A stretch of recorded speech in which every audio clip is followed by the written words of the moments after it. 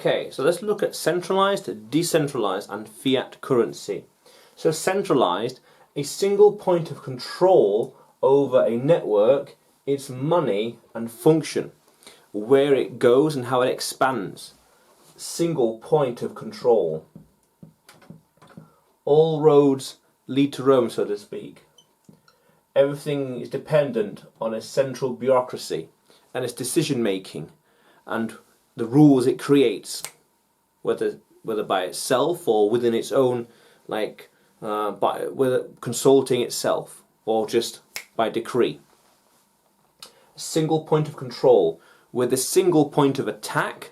So hackers come along, they attack this, the whole network fails. Or single point of failure, where if they trip up, make a mistake, the whole network comes down, comes crashing. All of these parts are dependent on the centralized point. They're dependent on the centralized point behaving, being resilient against hackers and hackers, or failing, mistakes, errors, glitches, and beyond. Decentralized, the opposite. No one point of attack or failure, and it's spread across the network of users or nodes. So it would look visually like this.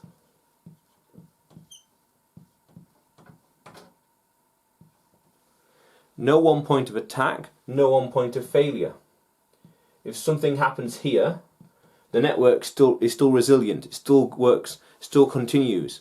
In fact, when parts go down, it's an incentive for these to expand their operation, buy more equipment, buy more technology, expand, or others to come on. So it's more viable and more affordable for them to come onto the scene and help contribute to the network, help contribute to the distributed ledger.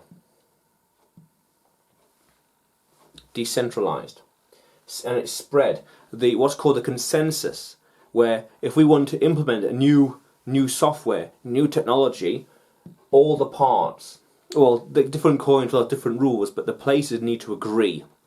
You see here it's by decree. We want to implement a new rule, like that, and all the rest follow suit. But here, if some parts don't like a new rule, a new proposition, a new idea that's come forward, being proposed, they could say no and strike it down. They can vote within the system itself to say yes or no to certain things. How cool is that? And fiat currency, government issued money that is not backed by anything. Government issued, so it's centralized money. It's money issued by a centralized point, saying here's how many millions or trillions we want to print. Here's what we're going to spend it on. Here's where it's going to go. And it's going to be tracked, going to be followed. And this is government issued, backed by nothing, just paper. Fiat, Latin for let it be so, let it be done. This is money, they would say, this is money because we say so. And this is money because the whole system would accept it. The whole system creates it. The whole system has invented it, and it has technological qualities. Decentralized, apolitical and beyond. But this is money only because we say it is, and it's money also because we will accept it through taxes. But here, if you don't like this network, if you don't like this currency, you don't like this coin, you can go somewhere else. Find another one. What's called a marketplace of ideas. There are many coins out there. Each of them are an experimentation. Each of them are innovation in different ways.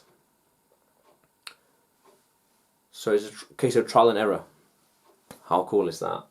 So centralized, a single point of attack, or a single point of control over a network, its money and function.